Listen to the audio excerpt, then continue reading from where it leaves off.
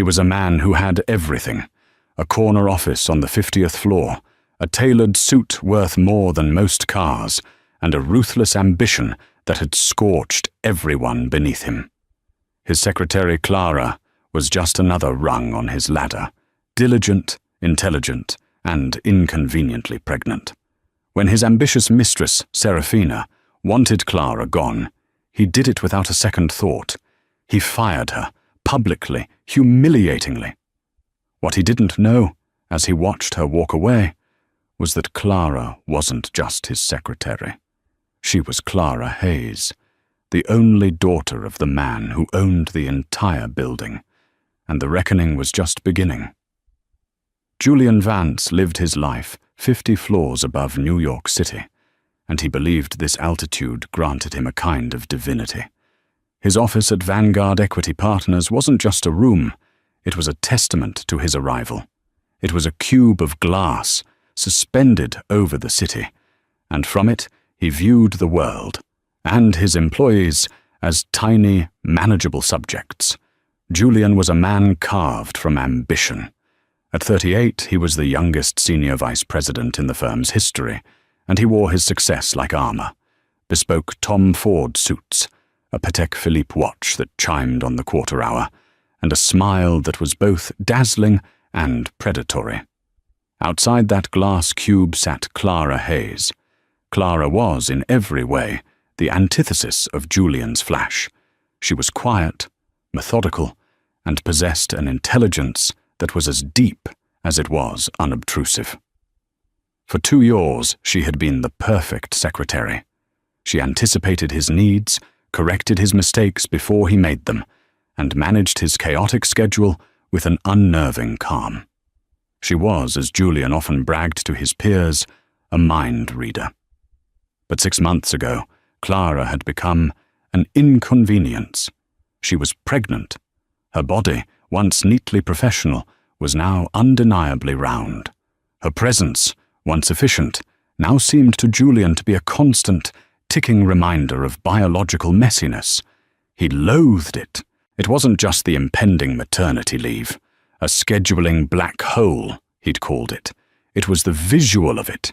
It screamed weakness. It screamed domesticity. It screamed everything Julian had sacrificed to get where he was. "Clara!" he barked through the intercom, not looking up from his terminal. "My 10 a.m. client notes. Now." "They're on your desk, Julian," her calm voice replied instantly. "I placed them there an hour ago. Open to page 3, where you'll find the discrepancies in their Q3 report." Julian glanced down. There they were. He grunted, annoyed at her preemptive competence. His annoyance was being actively stoked by Serafina Croft. Serafina was the firm's new head of strategic marketing, hired 3 months prior.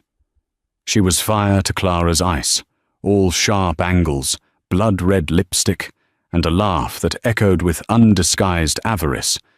She and Julian had fallen into a discreet, then flagrant affair almost immediately. Serafina didn't just want Julian's affection, she wanted his power, and she saw Clara as a stubborn obstacle. Serafina sauntered over to Clara's desk, leaning against it hip first, deliberately crowding Clara's space. She was holding a steaming mug. "Still here, Clara?"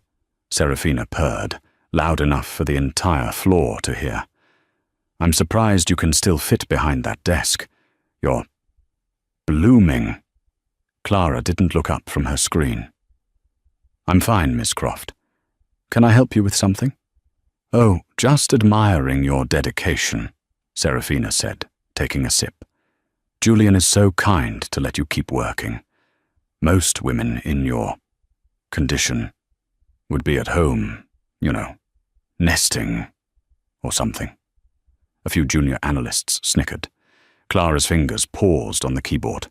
Beside her, Mary, the older executive assistant for another partner, shot Serafina a venomous look. Mary liked Clara. She'd seen ambitious sharks like Serafina devour good people for sport. "I'm more effective here, Miss Croft," Clara said evenly. "Are you, though?" Serafina shot back.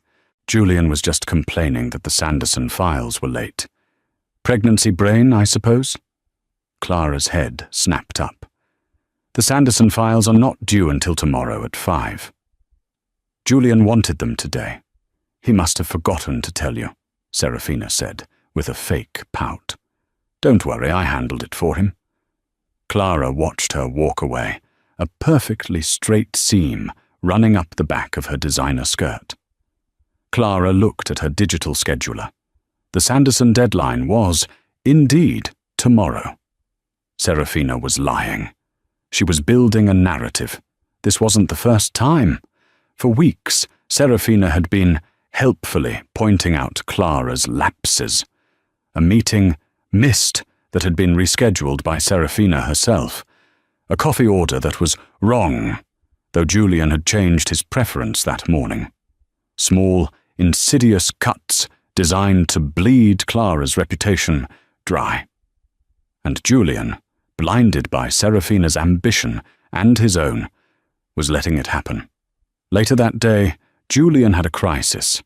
A major client, the pension fund for the state of Ohio, was threatening to pull their $800 million portfolio. Their representative was on a conference call, and he was furious. "I'm looking at this proposal, Vance, and it's a joke," the man yelled through the speakerphone. "You've miscalculated our exposure by nearly 15%. This is amateur hour." Julian was sweating. He was shuffling papers, his charm failing. "Mr. Henderson, if you'll just let me explain." Clara, listening from her desk, quietly printed a single sheet of paper. She walked into the glass office, ignoring Serafina, who had perched herself on the guest chair, and slid the paper in front of Julian. On it were 3 bullet points. Julian paused. He read them. His posture changed. "Mr. Henderson," Julian said, his voice suddenly smooth as silk. "I haven't miscalculated. You're looking at the projections before we factored in the new federal bond acquisitions. If you'll turn to Appendix D, subsection 4A, which my team prepared this morning, you'll see we've actually shielded your exposure. The 15% discrepancy isn't a loss. It's a hedge that's already paying dividends." There was a silence on the line. "Well, why didn't you say so?" "I prefer to let the numbers speak for themselves," Julian said, leaning back. He won the call. The client was pacified. When he hung up, Serafina ran a hand up his arm. "You were brilliant, Julian. You saved us." Julian straightened his tie, his gaze falling on Clara, who was quietly retrieving the paper. "Clara, get the Henderson contingency file updated, and next time, try to keep up." Clara paused at the door, her back to him. "Of course, Julian." She walked out. Julian didn't see the look on her face, but Mary at the next desk did. It wasn't defeat, it wasn't sadness, it was a cold, calculating patience. It was the look of a chess master watching her opponent knowingly walk into a trap. The trap was being set, but not by Clara.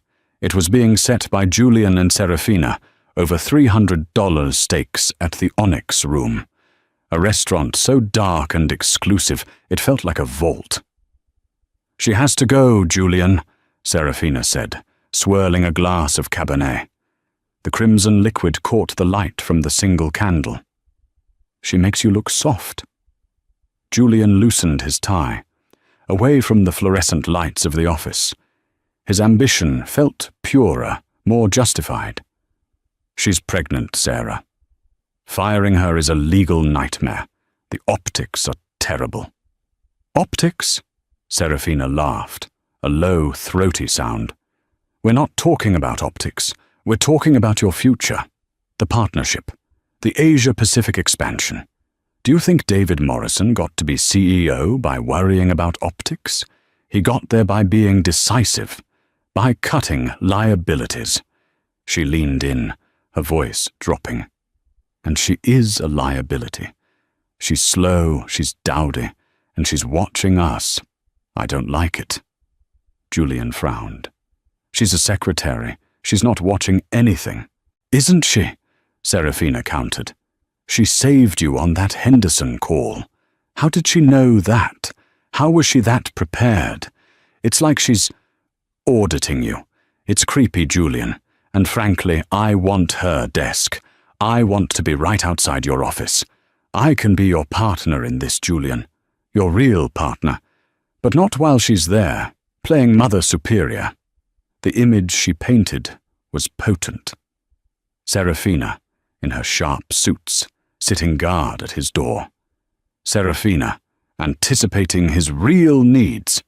It was an intoxicating thought. The pregnancy had repulsed him, but Serafina was right. Clara's quiet competence was, in its own way, a threat. It felt like judgment. Fine, Julian said, his voice hardening. We cut the liability, but it has to be clean. It has to be for cause. Then we find a cause, Serafina smiled, raising her glass. The cause began the next day. It was a two-pronged attack. Manufacture a performance issue and sabotage her reliability. The first step was a file. The North Star acquisition was Julian's flagship project, a $2 billion deal. The final signatory papers were due by courier to London by 10 a.m. Friday. This was a hard deadline. Missing it would incur massive penalties. Clara had the package prepped by Wednesday. She logged it for international courier pickup, triple-checked the customs forms, and placed the bright red, wax-sealed envelope in the secure outgoing mail slot. She sent a confirmation email to Julian. North Star package is secure and logged for 8 a.m. pickup tomorrow, Thursday. It will arrive in London with 24 hours to spare. Julian read the email. Serafina was leaning over his shoulder. See? He whispered. She's on top of it. It's impossible. Nothing is impossible, Serafina whispered back. She waited until 5:30 p.m., when Clara, moving a little slower than usual, packed her bag and headed for the elevator. Clara was the last to leave their section. Mary, the other assistant, had left hours ago. At 5:35 p.m., Serafina walked calmly to the mailroom. She flirted with the night shift clerk, asked him to find a lost earring near the sorting table. While he was distracted, her hand darted into the International Secure slot. She retrieved the bright red envelope. She didn't destroy it. She simply slipped it into her oversized designer handbag. At 7 p.m., she and Julian were in his office. He was pacing. This is insane, Sarah. This is a felony. It's a clerical error, Julian, she cooed, placing the envelope on his desk. Clara's error. She must have forgotten to put it in the slot. Look, here it is, sitting on her desk, buried under a memo. She must have left it this afternoon.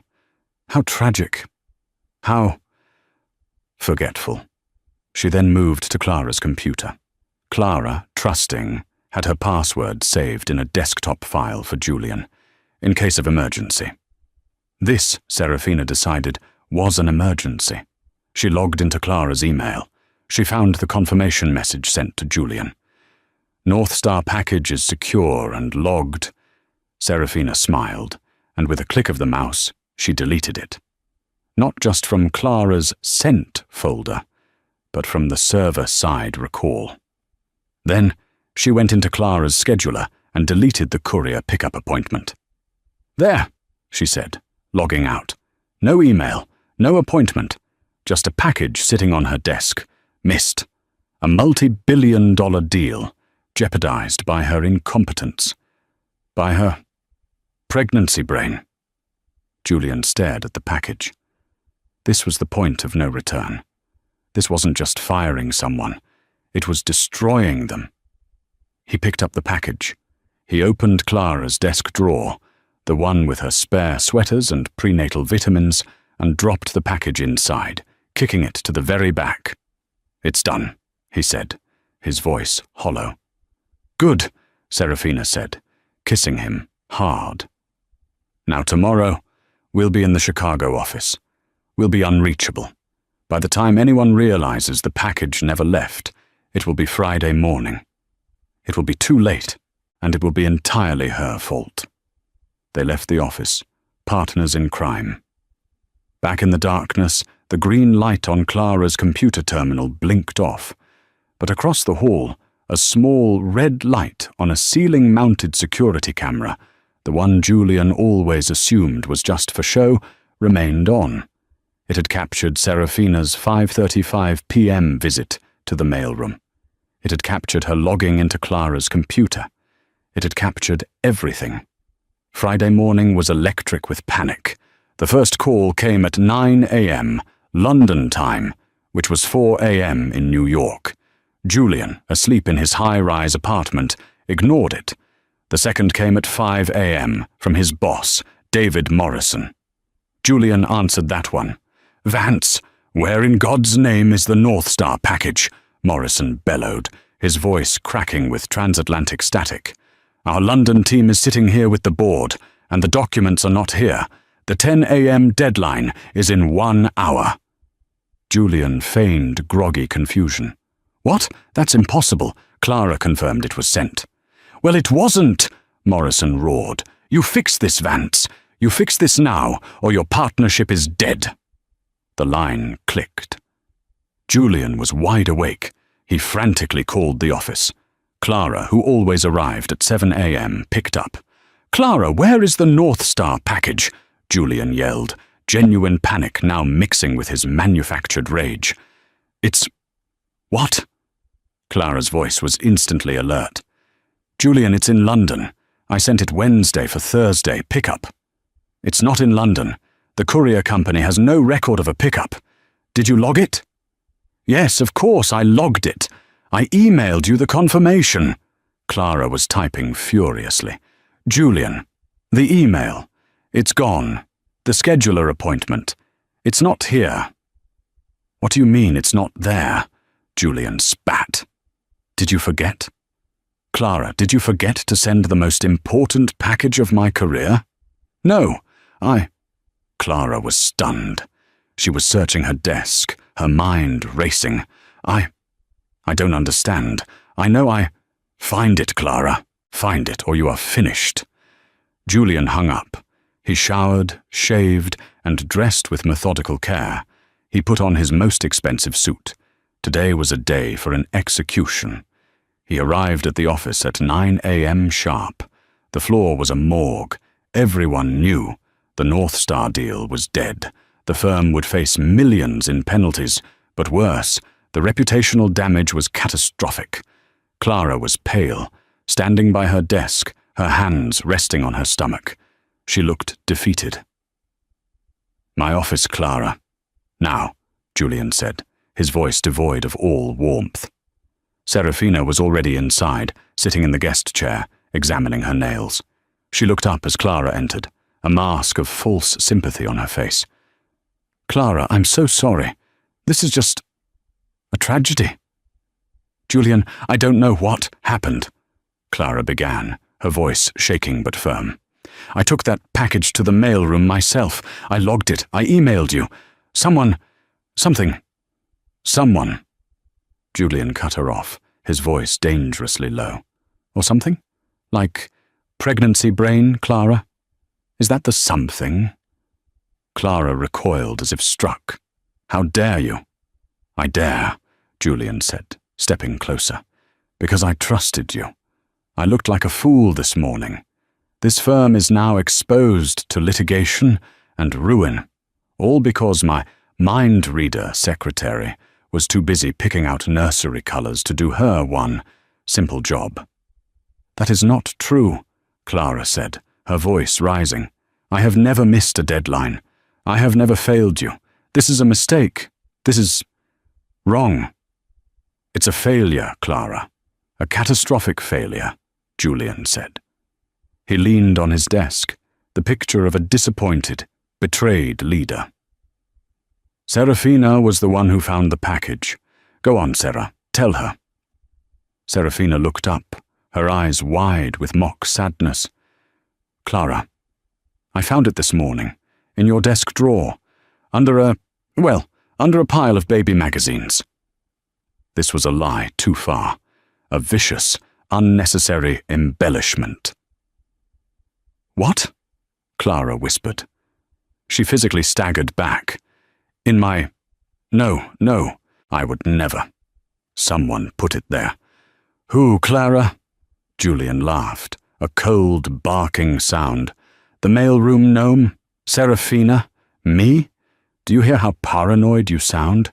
You're hormonal, you're forgetful, and you just cost this company its biggest deal of the decade. He circled his desk and stood over her. She had to tilt her head back to look at him. I can't have unreliable people on my team, he said. The partnership is expanding. We're moving into Asia. I need sharks. Clara, not this. He gestured vaguely at her stomach. Clara's eyes, which had been wide with shock, suddenly narrowed. The fear vanished, replaced by that same cold, calculating calm Mary had seen before. Julian, she said, her voice quiet. You are making a terrible mistake. No, he said. My mistake was not doing this months ago. You're fired, Clara, effective immediately. Julian, you can't, Serafina said, playing her part. I can and I am, Julian snapped. Performance. Gross negligence. I have more than cause. Security is on their way up. The entire office was watching through the glass walls. They could hear the raised voices. Mary had her hand over her mouth. You're firing me, Clara stated, not a question. Because of a package you know I sent.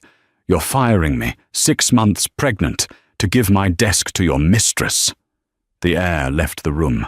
Julian's face went from angry to purple. Serafina shot to her feet. How dare you? Serafina shrieked. Shut up, Serafina, Clara said, her voice cutting through the air like a razor. She never broke eye contact with Julian. You will regret this, Julian Vance. You will regret this more than any other decision in your short, pathetic life. Get her out, Julian choked out, pressing the security button on his phone. 2 uniformed guards arrived. Mr. Vance? Ms. Hayes is no longer an employee. Please escort her from the building. The guards looked uncomfortable. Escorting a visibly pregnant woman out was a new low. Ma'am, if you'll come with us. Clara didn't look at them. She looked only at Julian. She let the silence stretch, imprinting his furious, triumphant face into her memory. Then she turned, with all the dignity she could muster, and walked out of the glass office. The guards followed. Someone had already brought a cardboard box to her desk. She didn't have much. A framed photo, a coffee mug, a small plant.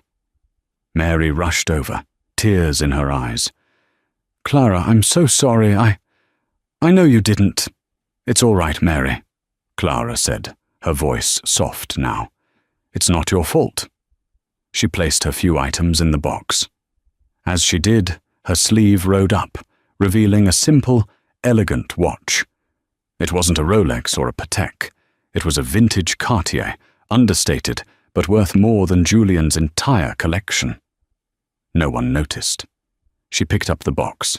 The entire floor was silent, watching her walk of shame to the elevators.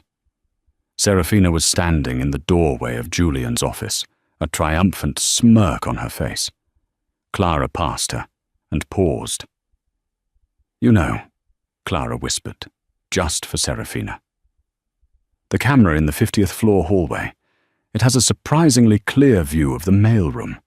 You should really fix your hair before you commit a felony next time. Serafina's face turned to chalk. Clara smiled just once and walked to the elevator. The doors opened. She stepped inside, box in hand, and as the door slid shut, she allowed herself one single shaky breath. Then she pulled out her phone. She didn't call a lawyer. She didn't call her husband. She hit a number on her speed dial. Dad, she said, as the elevator began its descent. It's done. He did it. He fired me. A deep, kind voice rumbled on the other end. Are you all right, sweetheart? I'm fine, Dad. But Vanguard Equity is not. The rot is worse than we thought." "I'll be there in an hour," the voice said. "It's time I came out of retirement." Clara didn't live in a cramped one-bedroom apartment.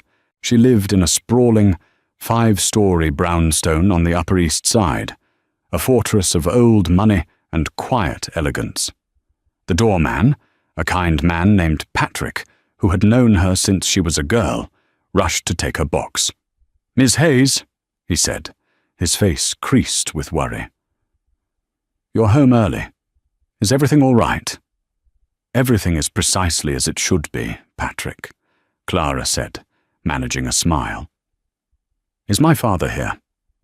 "Mr. Hayes is in the library, Mum. He's been waiting for you."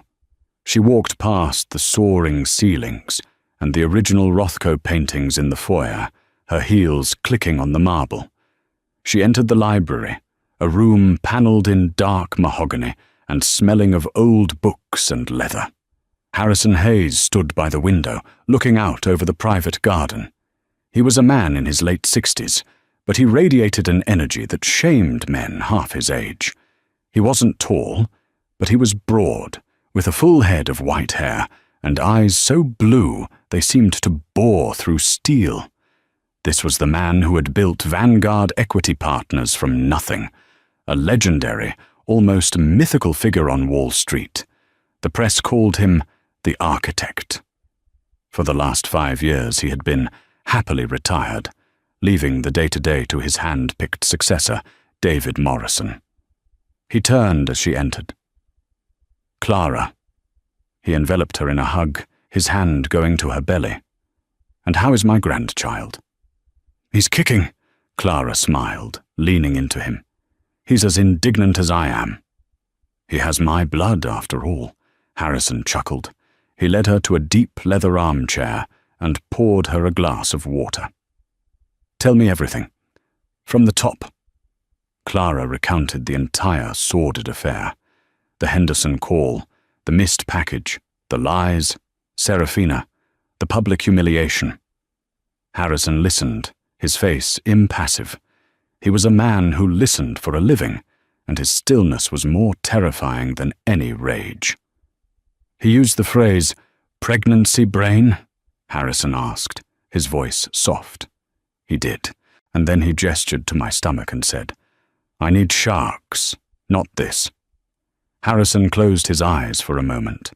When he opened them, the blue had turned to ice. "Julian Vance, I remember him. Wharton, same as you. Top of his class. I thought he was hungry. I didn't realize he was depraved." This had all been Clara's idea. A year ago, she had been a rising star at a rival firm, already a junior partner. But she'd been hearing things about her father's company. Rumors, whispers of a toxic Shark Tank culture that had taken root since his retirement. Talk of bullying, of shady accounting, of good people being pushed out. "It's my legacy, Dad," she had told him. "It's our name on the building. I won't let it be rotted from the inside." She'd had one condition. She would go in with her mother's maiden name, Hayes. No one would know who she was. She'd start as a floater, learn the systems, and find the source of the rot. Her father had argued, but she was as stubborn as he was. Her credentials were so good, she was placed as Julian Vance's secretary within a month. His reputation as a difficult manager was legendary, and no one else would take the job. "I thought he was just an arrogant bully, Dad," Clara said, sipping her water. "But this is criminal. Serafina Croft and he, they're stealing." "Stealing?" Harrison sat up. "You have proof?" "More than proof," Clara said. She walked to the desk and pulled out a slim, encrypted flash drive. "Julian thought I was reading baby magazines. I was running forensic accounting on his discretionary marketing funds, the ones he directs to Serafina." She plugged the drive into a laptop.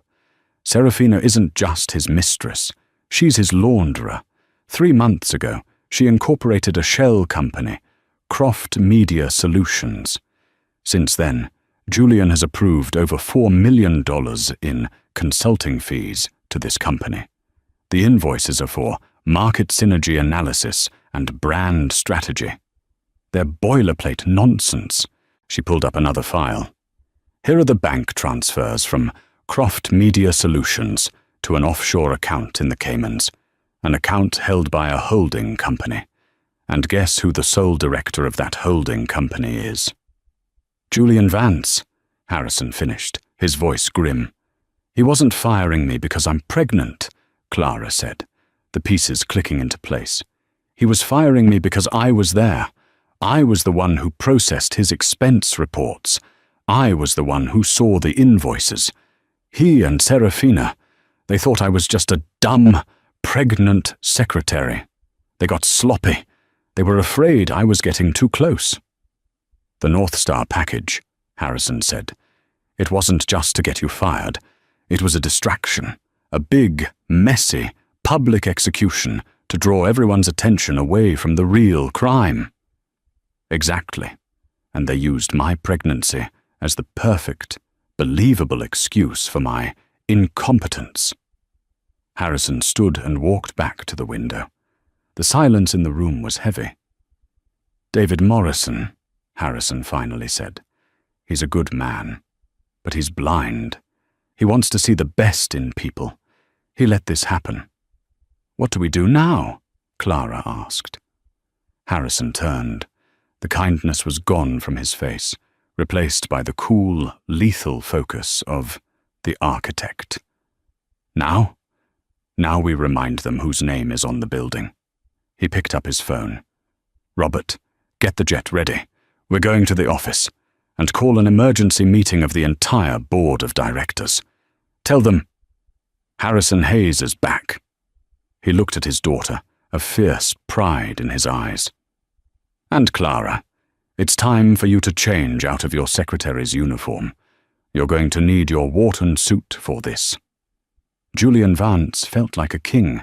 He had slept the sleep of the victorious.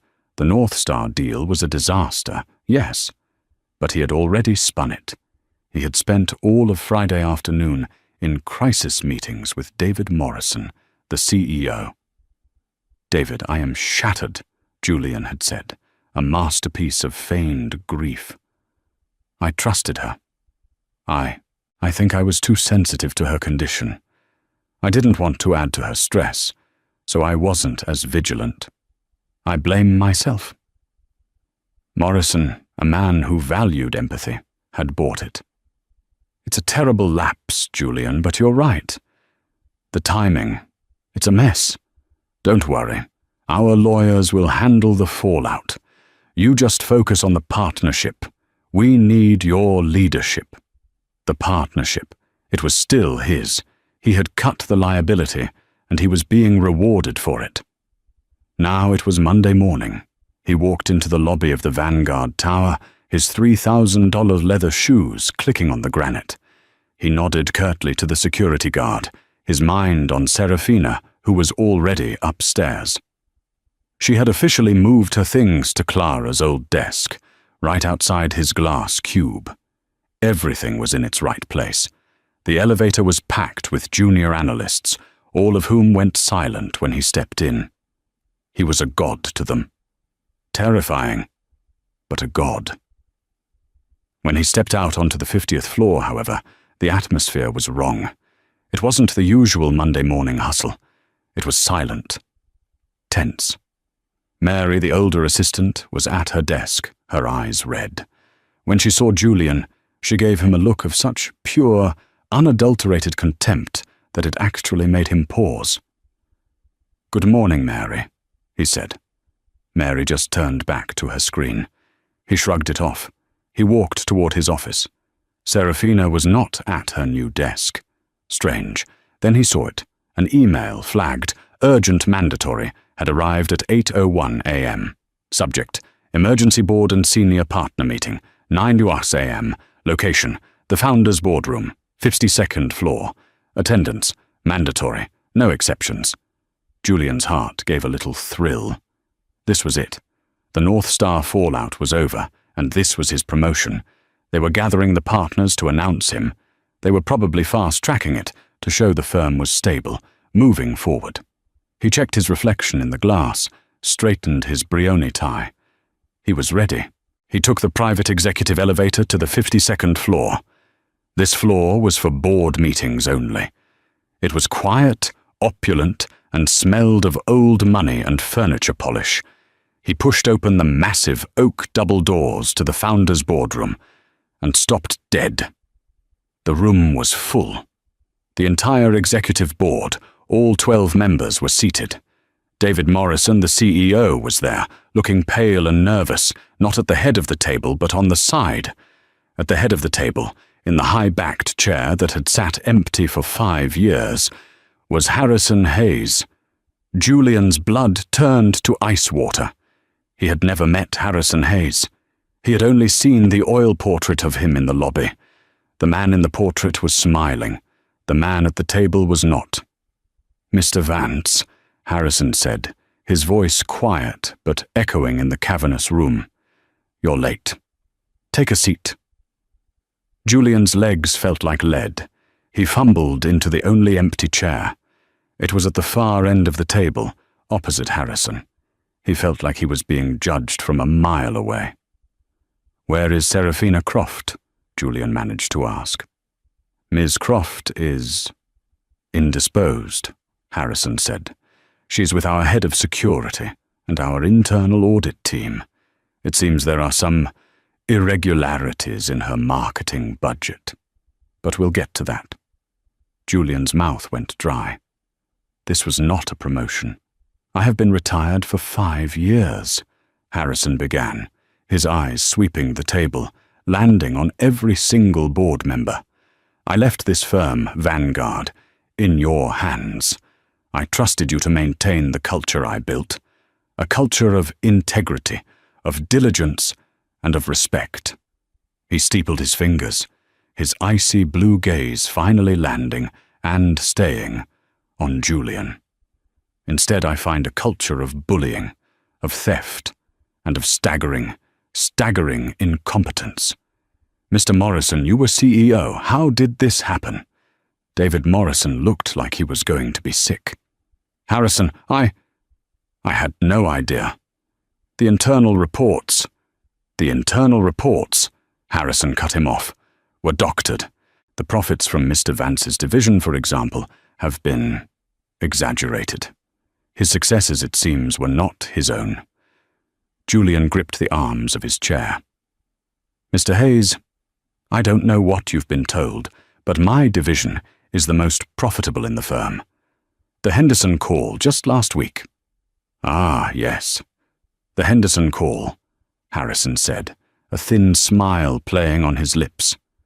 "The one you brilliantly saved. A call where you miscalculated a client's exposure by 15%, and your secretary had to slide you the answer."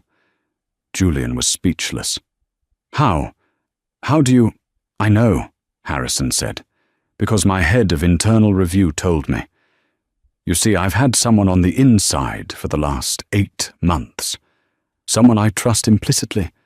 Someone with a Wharton MBA, a background in forensic accounting, and a vested interest in this company's good name."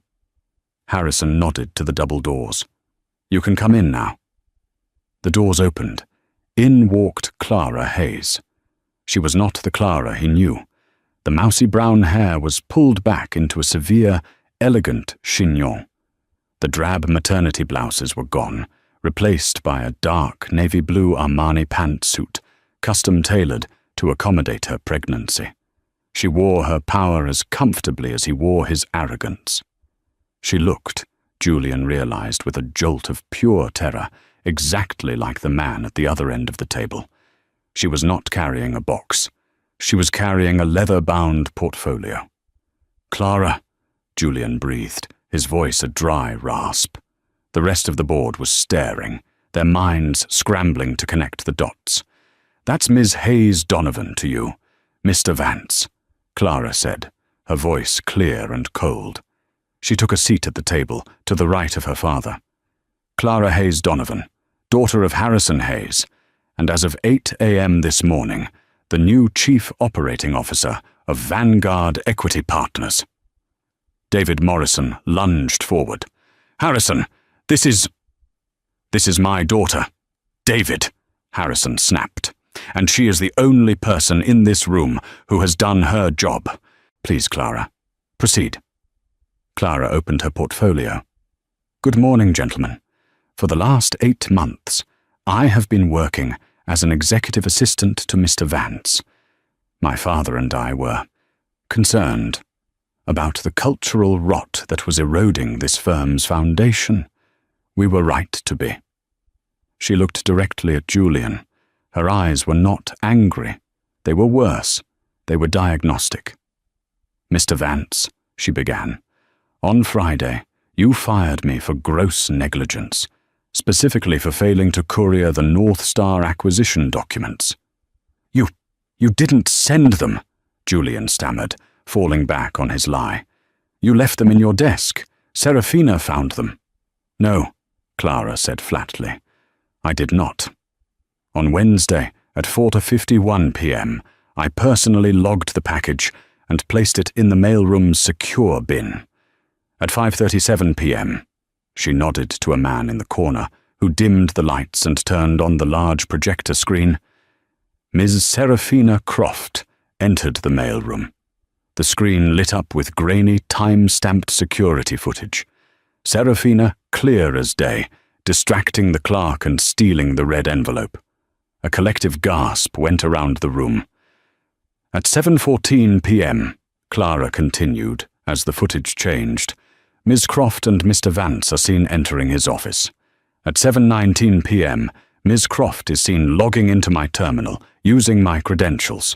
She proceeds to delete my confirmation email and the courier appointment.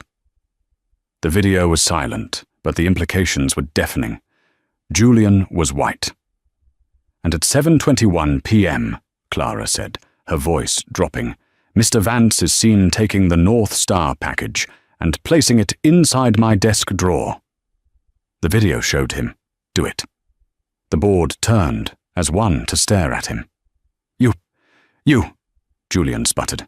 "You set me up." "No, Julian," Clara said. "You set yourself up. I was just the secretary.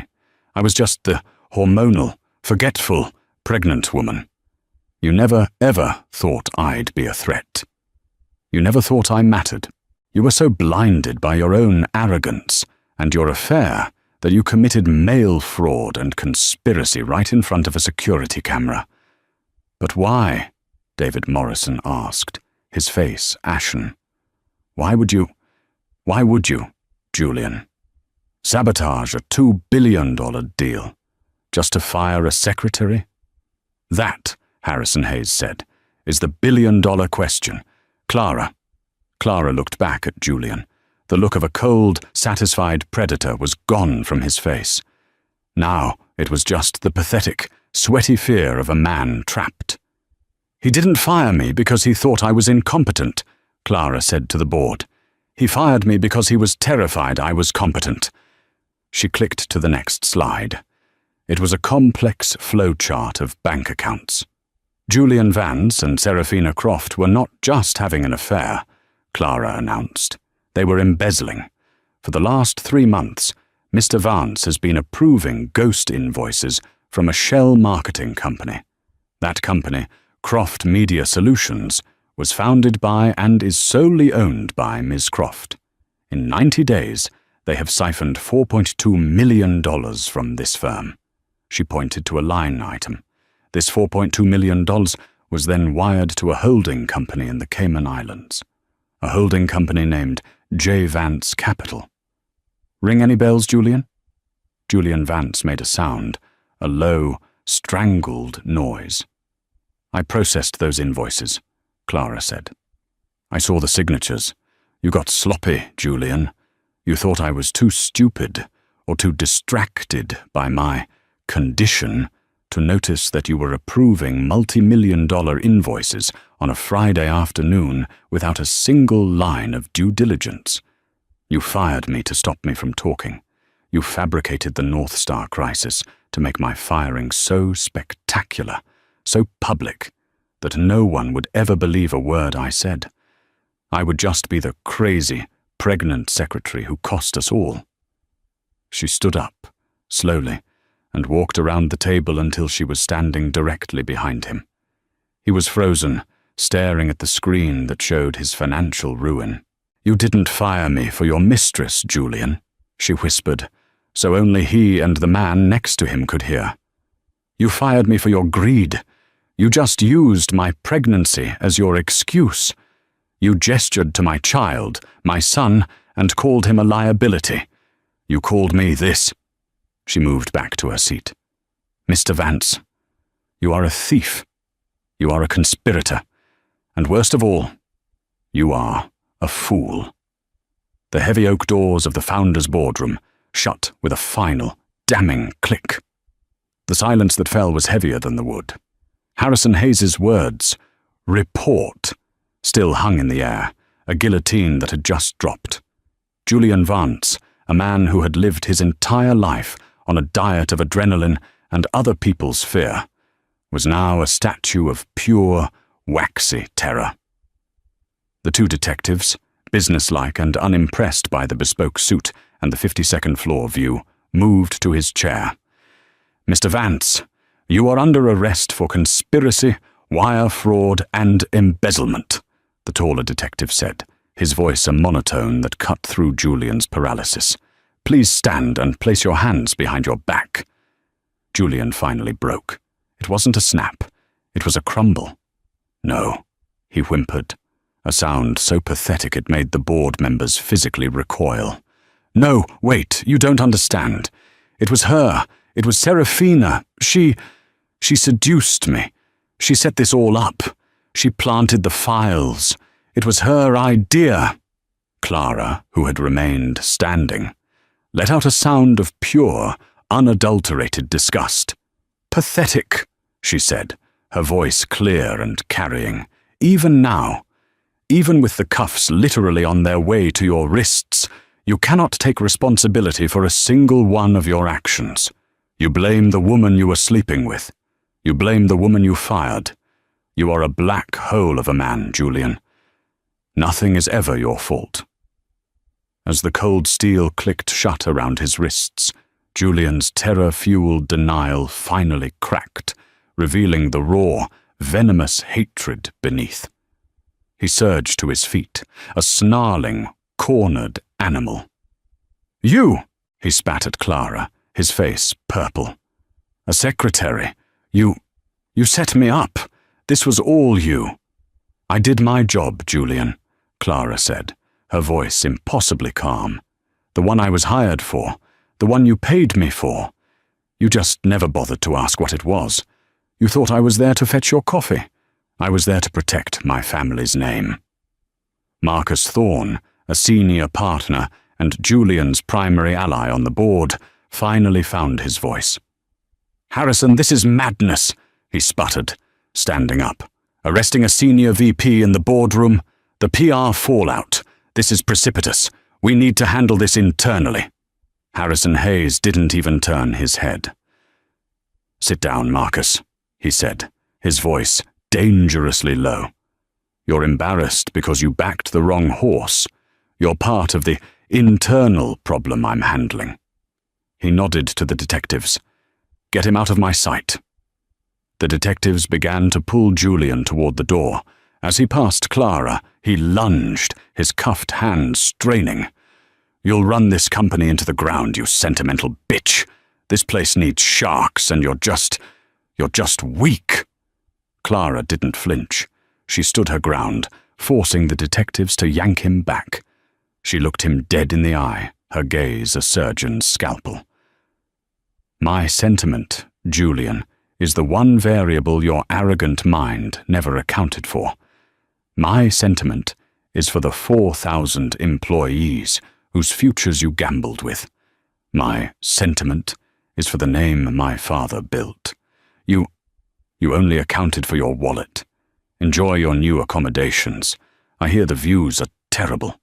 His shriek of rage was cut off as the doors closed behind him. The room exhaled. Harrison Hayes let the silence stretch for a beat before he spoke.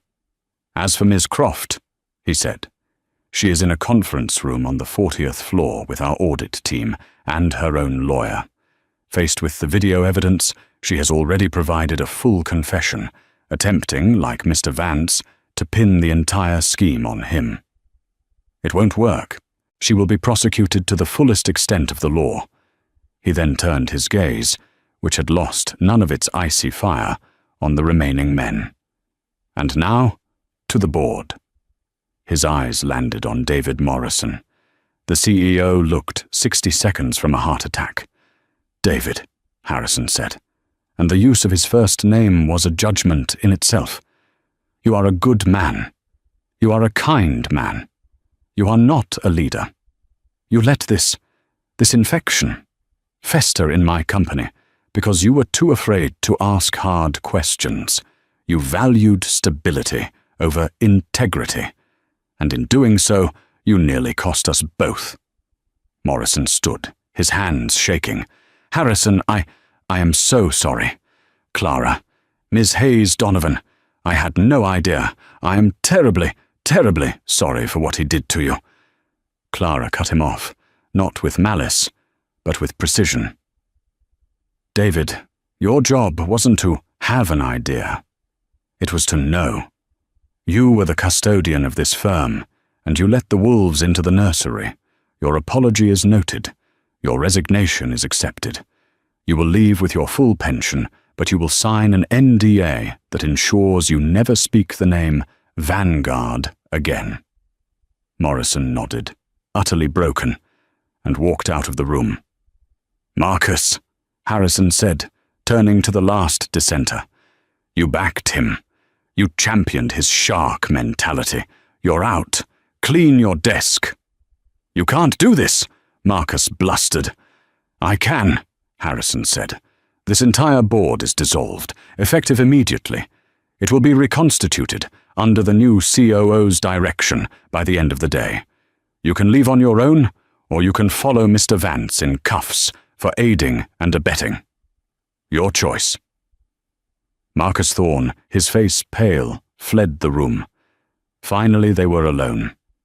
Just Harrison and Clara in the vast, silent boardroom. The morning sun streamed in, illuminating the dust motes dancing in the air. Harrison let out a breath he seemed to have been holding for 5 years. "Well, Madam Coe," he said, a weary pride in his voice, "your first day has been eventful." Clara walked to the floor-to-ceiling window, looking down at the city 52 floors below. The same view Julian had prized. "He wasn't the only rot, Dad," she said quietly. "He was just the loudest. The culture here. It's broken. It's what you always taught me not to be." Harrison came to stand beside her, putting a hand on her shoulder. "I know," he said, his voice thick with a rare emotion. "I let it get away from me. I was so busy building the machine, I forgot about the people inside it. I was so afraid of being done, of being irrelevant in retirement. I let profit become a substitute for purpose." He turned to her, his blue eyes searching hers. "That's why you are the new COO, not me. I'm going back into retirement, for real this time. This is your firm now, Clara. Fix it." Clara put her hand over his, her other hand resting on her belly. "I'm scared, Dad. It's so broken. And with the baby." "Your pregnancy isn't a liability, Clara," he said fiercely, echoing her earlier words. "It's a perspective. It's your greatest asset. You're not just building for the next quarter. You're building for the next generation. That's what I lost. That's what you'll bring back. Now, shall we go reintroduce you to your new team?" They walked together to the 50th floor. The atmosphere was a funeral. The entire floor was frozen, watching them. They saw Julian's glass cube, now empty. They saw security guards boxing up Seraphina's things from Clara's old desk. Clara walked to the center of the floor. Everyone stared, whispering. "Mary," Clara called out. Mary, at her desk, looked up, her eyes wide with terror. She thought she was next. She slowly approached.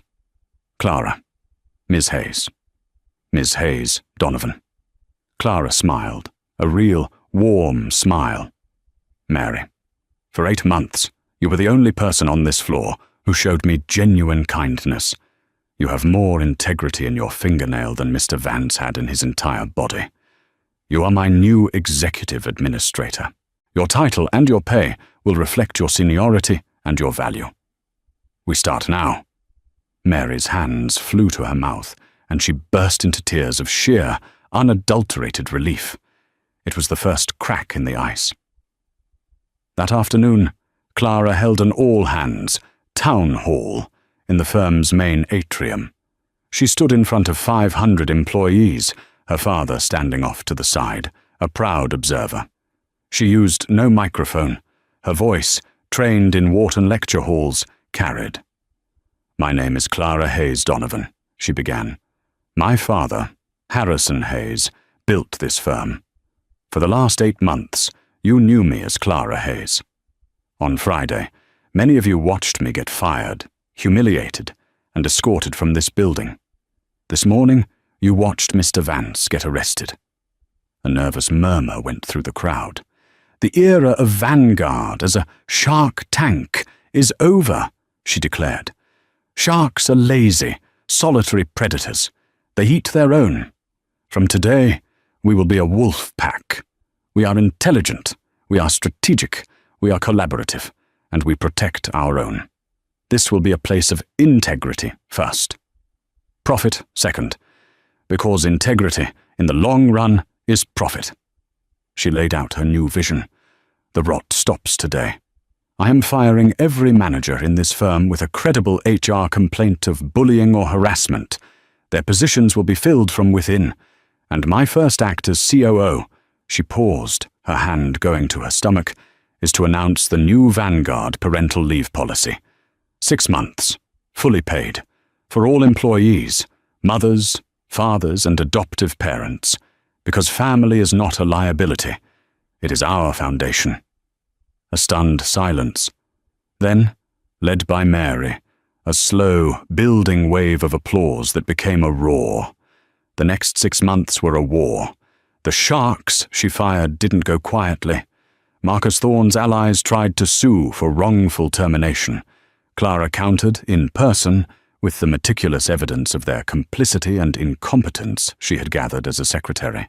Forbes magazine ran a scathing article titled, "The Heiress's Hobby. Can a Pregnant Idealist Run a Wall Street Firm?"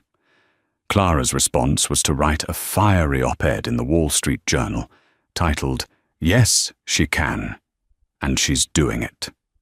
It went viral. She was vilified on financial TV as sentimental and naive, then praised by a new generation as a visionary. The firm's best and brightest, who had been suffocating under the old guard, flocked to her. Profits dipped for 1 quarter, then soared, driven by a new, massive, green energy fund she had personally championed. The legal reckoning was absolute. Serafina Croft, faced with the video and her own paper trail, folded completely. She testified against Julian, detailing his greed and his paranoia. She received 2 years in a low-security federal prison. Julian, blinded by his own narcissism, made the fatal mistake of refusing a plea deal. He was convinced he could charm a jury. The trial was a circus. He painted himself as a visionary, betrayed by a spurned lover and a conniving secretary. But the prosecution had Clara's meticulous notes, the high-definition security footage, and the bank transfers. The jury convicted him on all counts in under 45 minutes. At his sentencing, the judge, a woman in her 60s, looked down at him with contempt. "Mr. Vance," she said, "you are a man of profound arrogance and a complete lack of character. Your crimes were not of passion, but of a cold, calculated greed. But what the court finds most appalling is your cruel and unusual humiliation of an employee in a vulnerable condition. You used a woman's pregnancy as a weapon. You are, in short, a bully. You are sentenced to 8 years in a state penitentiary." He screamed, a high, thin sound of disbelief as he was led away. 8 months after the boardroom coup, the 50th floor was unrecognizable. It was bright. The glass cube of Julian's office had been dismantled, replaced by a large, open-plan collaborative workspace. People were talking, laughing, arguing over whiteboards. Clara sat in her new office, a warmer space with comfortable chairs, on the same floor as her team. She was on a conference call, finalizing the acquisition of a tech startup. Her desk was covered in reports, but also a small, silver-framed sonogram. She was in mid-sentence when she stopped, her breath catching. She smiled, a small, tired but triumphant smile. Mary, now her unflappable chief of staff, noticed immediately. "Ms. Hayes."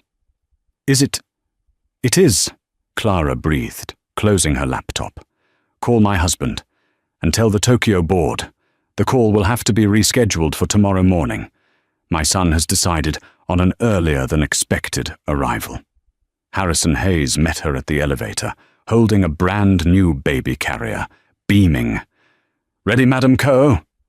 "More than ready, Dad," she said, squeezing his arm. As the elevator doors closed, the floor didn't panic. They didn't whisper. They stood, and they applauded their leader. Clara Hayes Donovan had built a company that could run without her for a few hours, or a few months. The new foundation was strong. It wasn't built on fear. It was built on trust. What a story of karma and consequences. It just goes to show that you never, ever know who you're talking to. Julian's arrogance and cruelty weren't just his moral failing. They were his financial ruin. He saw a pregnant secretary as a weak, disposable problem, but he was actually abusing the most powerful person in the building. Clara proved that true strength isn't about yelling, bullying, or wearing an expensive suit. It's about intelligence, patience, and knowing exactly when to make your move. She didn't just get revenge. She rebuilt an entire company in her own, stronger image. What did you think of Julian's takedown? Was it satisfying? Let me know in the comments what your favorite part of the story was. If you loved this story, please hit that like button. Share this video with someone who needs to see justice served, and make sure you subscribe to the channel so you never miss another real-life drama. We have new stories coming every week. Thanks for listening.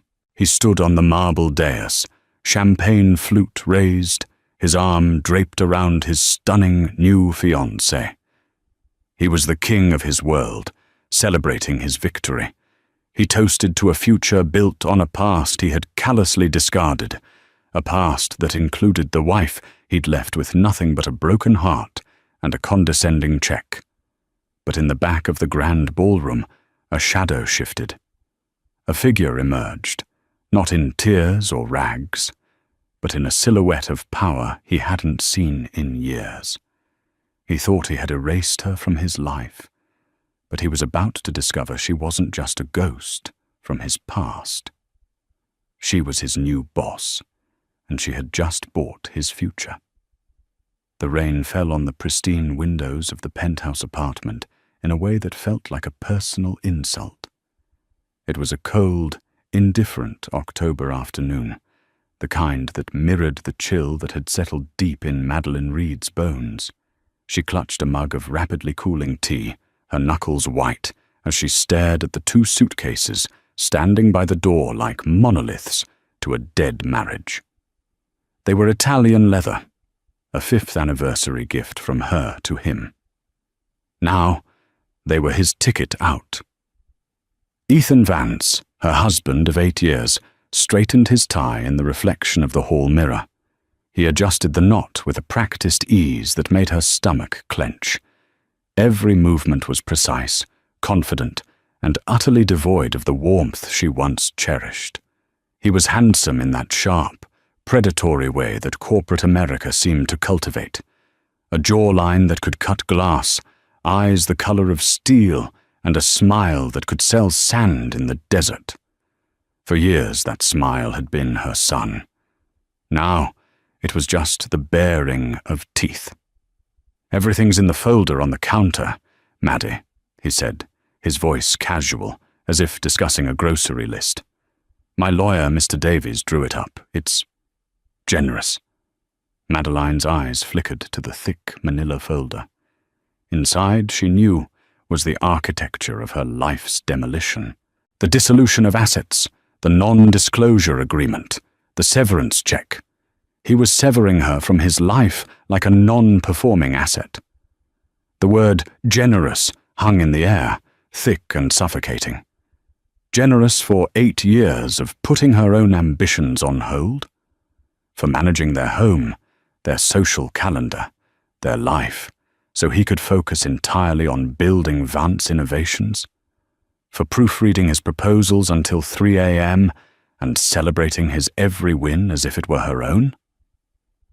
She finally found her voice, a dry, cracking thing.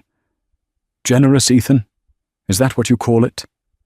He turned, a flicker of annoyance crossing his perfect features. "Don't be difficult, Madeline. This is for the best. We've grown apart." "People do. I'm offering you a clean break, enough to get you started somewhere new." Somewhere new.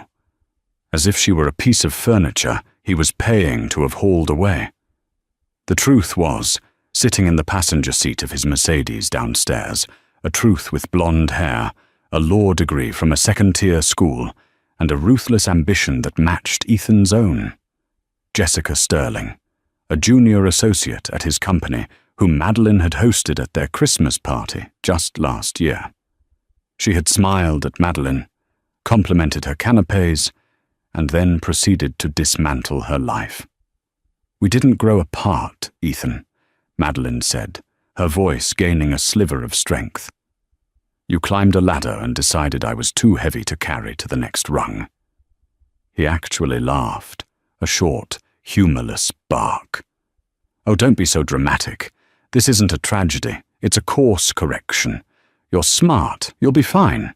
You've been managing the household accounts for years. You're great with spreadsheets." It was the most condescending, dismissive praise he could have offered, and it was the final, sharpest cut. Her background was in financial analysis, with a degree from the University of Chicago. She'd been on a fast track at a major investment firm before she'd met him. She'd stepped back willingly, believing in the partnership they were building. He had reduced all of that education, all of that potential, to great with spreadsheets. He walked over and placed a cool hand on her shoulder. She flinched as if burned. "Look, Jessica and it's serious. We're getting engaged. I wanted to tell you before you saw it on social media." The cruelty of it stole her breath. He wasn't just leaving, he was rubbing her face in her replacement, demanding she absorb the blow with grace and dignity while he walked away unscathed. She looked up at him, her gaze clear and cold for the first time in an hour. The fog of shock was beginning to recede, replaced by a glacial rage. "Get your hand off me!" He recoiled, surprised by her tone. "Maddie! Don't call me that!" she snapped. "You don't have the right anymore. Take your generous offer and your Italian luggage and get out of this apartment." His face hardened. The mask of civility slipped, revealing the raw contempt beneath. "Fine. Have it your way. But don't come crying to me when you realize what you've lost. The world is a cold place when you're not under my protection."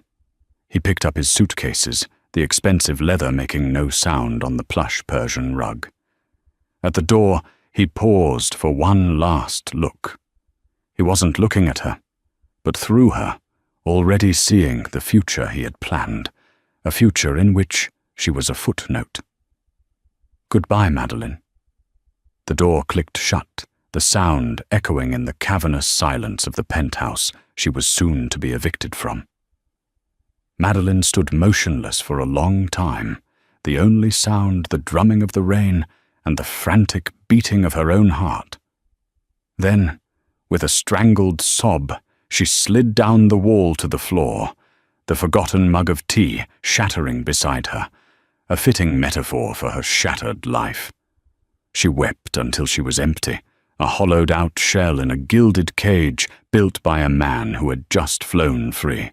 But as she sat there amidst the shards of porcelain and the ruins of her marriage, a tiny, hard kernel of something new began to form in the pit of her stomach. It wasn't hope, not yet. It was something colder, harder, and infinitely more durable. It was resolve. Ethan thought he was leaving her with nothing. He was wrong. He was leaving her with a motivation more powerful than any love she had ever felt for him. The burning, all-consuming need to prove him wrong. The first month was a blur of logistics and humiliation.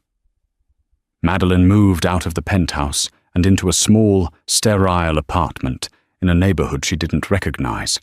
The furniture was cheap, the walls were thin, and the view was of a brick wall.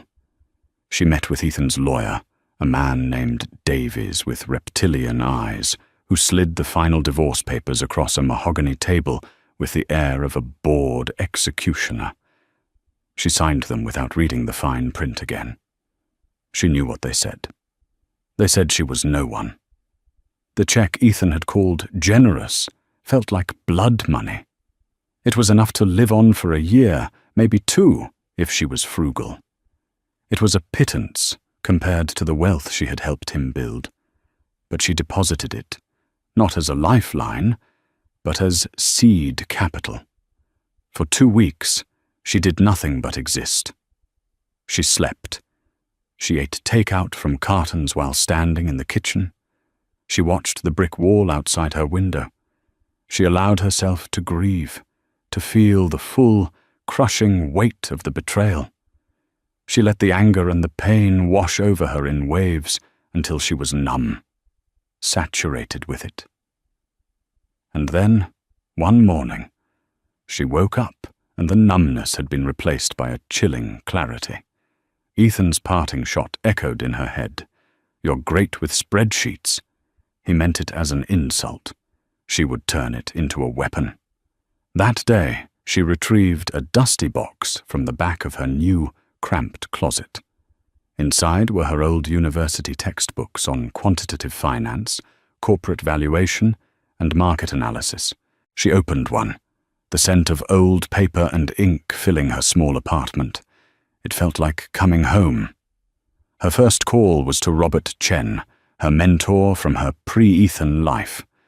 Robert was a managing director at a rival investment firm, a sharp, no-nonsense man who had been deeply disappointed when she'd left her career to marry Ethan. "Madeline Reed," he said, his voice a mixture of surprise and warmth when she called. "I was sorry to hear about you and Vance. The man's a fool." "He is," Madeline agreed, her voice steady. "Which is why I'm not calling for sympathy, Robert. I'm calling for a job." There was a pause on the other end of the line. "Maddie, you've been out of the game for 8 years. The markets, the algorithms, they've changed entirely." "I know," she said, her knuckles white as she gripped the phone. "I'm not asking for a senior position. I'll start at the bottom. An intern, a junior analyst, I don't care. I'll work harder than anyone you've ever seen. I just need a door to open." Robert was silent for a long moment. He remembered the brilliant, hungry young analyst she had been. "There's a 6-month contract for a junior data analyst. It's a grind, long hours, terrible pay. It's beneath you. I'll take it," she said, without hesitation. The next 4 years were a brutal, relentless climb. The junior analyst position was indeed a grind. She was older than her colleagues, who saw her as a curiosity, a divorced housewife trying to play in the big leagues. They underestimated her. That was their first mistake. Madeline worked with a single-minded ferocity that bordered on obsession. She was the first one in the office and the last one to leave. While her younger colleagues were out socializing, she was devouring white papers, studying market trends, and teaching herself new coding languages for financial modeling. She didn't just relearn the game, she mastered its new rules. Her old skills, honed by years of managing complex household finances and Ethan's social investments, had not disappeared. They had simply been dormant. Her ability to see patterns, to analyze risk, and to cut through emotional bias to the hard data was sharper than ever. She saw the market not as a series of numbers, but as a story of human fear and greed, a story she had recently learned firsthand. Robert Chen watched her with quiet approval. He saw the fire in her eyes, the same fire he'd seen nearly a decade ago, now refined into a controlled burn. He promoted her from her contract position to a full-time analyst. Then, to senior analyst, she completed her CFA certification in record time, scoring in the top percentile globally. But she knew it wasn't enough. To truly compete at the level she was aiming for, she needed more. On top of her 70-hour work weeks, she enrolled in an executive MBA program at Columbia. Her life became a Spartan existence of work, study, and sleep. There were no vacations, no dates, no social life to speak of. Her fuel was black coffee and a cold, simmering rage that she channeled into every financial model and every case study. During her MBA, she specialized in corporate restructuring and acquisitions. It was here she found her true calling. She had a genius for identifying undervalued or mismanaged companies, companies that looked strong on the surface but were rotting from the inside. Companies, she often thought, much like her marriage had been. It was during a networking event for her program that she met Arthur Pendleton. He was the aging but still formidable chairman of the board for a massive private equity firm, Sterling Hathaway Holdings. They were known for acquiring promising tech companies, streamlining their operations, and maximizing their value. Pendleton was impressed by her incisive questions and her deep understanding of their portfolio. He offered her an internship, which she somehow managed to squeeze into her impossible schedule.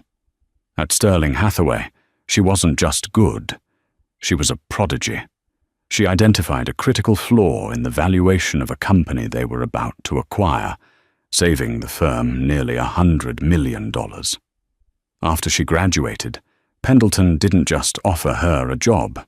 He created a position for her in his own executive office as Director of Strategic Acquisitions. She was his right hand, his protégé. She spent the next 2 years flying across the country, dissecting companies, leading negotiations, and building a reputation as a shrewd, relentless, and impeccably prepared executive. She became Madeline Reed again, not Maddie, Ethan's wife. One rainy Tuesday, Arthur Pendleton called her into his expansive corner office overlooking Central Park. He gestured for her to sit, an unusually grave expression on his face. "Madeline," he began, steepling his fingers. "As you know, I'm planning my retirement." She nodded, her heart beginning to pound. "Yes, sir. The board has been deliberating on my successor. It's a contentious decision, but I've made my recommendation, and they've been convinced." He paused, looking at her intently. "We have a problem in our tech portfolio. A company that was once a star performer is now showing signs of significant internal rot. Bloated executive spending, declining innovation, and a CEO who seems more interested in his public image than his company's bottom line. The company is Vance Innovations." Madeline's blood ran cold. She kept her expression a perfect, unreadable mask, a skill she had perfected in hundreds of boardrooms. Pendleton continued, oblivious. "It needs a new leader, someone ruthless enough to cut the fat, sharp enough to see the path forward, and with the personal drive to see it through. The board has approved my choice. We want you to take over as CEO, effective immediately. She felt a dizzying wave of vertigo, as if the whole world had tilted on its axis. CEO of Ethan's company, the company Sterling Hathaway had acquired a majority stake in 2 years prior, a fact she knew but had compartmentalized, focusing on other aspects of the portfolio. There's one complication, Pendleton said, leaning forward. Ethan Vance is a proud man. He won't take this news well. He's also about to merge his company name with his fiancée's, I believe. Sterling. He's throwing a lavish engagement party this Saturday at the Pierre Hotel to announce it to his investors and clients. It's a publicity stunt, mostly. Pendleton slid a thick, embossed invitation across his desk. I was planning to attend and make the announcement then, a public changing of the guard. But I think it would be more effective coming from you. Let them see their new leader in the flesh. Let there be no ambiguity about who is in charge. Madeline picked up the invitation. Her name wasn't on it, of course. It was addressed to Arthur Pendleton. She stared at the elegant script announcing the engagement of Mr. Ethan Vance and Ms. Jessica Sterling. It felt like a lifetime ago that a different name had been linked with his. A slow, cold smile touched her lips for the first time in years. It wasn't a smile of joy, but of vindication, of destiny. I agree, Arthur, she said, her voice a low, steady hum of pure, unadulterated power. I think it's essential that I attend. The penthouse apartment Ethan now shared with Jessica Sterling was even grander than the one he'd shared with Madeline. It boasted a panoramic view of the city, all chrome, glass, and stark white furniture that looked impressive, but was deeply uncomfortable. It was a space designed to be photographed, not lived in. Much like their relationship. Ethan loosened his tie, the knot feeling unusually tight. The past year had been a tightrope walk he hadn't anticipated. On the surface, Vance Innovations was thriving. They'd landed 2 major contracts, and their press was glowing. But beneath the surface, the foundations were cracking. R&D was lagging. Their top engineers were being poached by competitors, and their profit margins were being squeezed thin by extravagant, Jessica-approved expenses. The new marketing wing, the Sterling part of the future, Vance and Sterling, was Jessica's domain, and it was a black hole for cash, producing glossy brochures and social media campaigns that generated buzz but few actual sales. He was counting on the engagement party to be more than a celebration. It was a strategic maneuver. By publicly linking his name with Jessica's, and by extension her family's old money name, he hoped to project an image of unshakable stability. He needed to dazzle the investors, especially the representatives from Sterling Hathaway Holdings, the private equity firm that had bought a controlling stake 2 years ago. They had been patient so far, but he could feel their scrutiny tightening. The upcoming board review was a source of constant, gnawing anxiety. Is that the seating chart again, darling? Jessica's voice, manicured and smooth, cut through his thoughts. She glided into the room, holding up 2 shimmering gowns. The silver Armani or the gold Valentino. I want to look like a queen when we make our announcement. Ethan glanced at the spreadsheet on his tablet, a complex web of anxieties disguised as a seating chart. He had placed Arthur Pendleton, the chairman of Sterling Hathaway, at his own table, a place of honor. The gold, he said absently. It's more impactful. Good choice.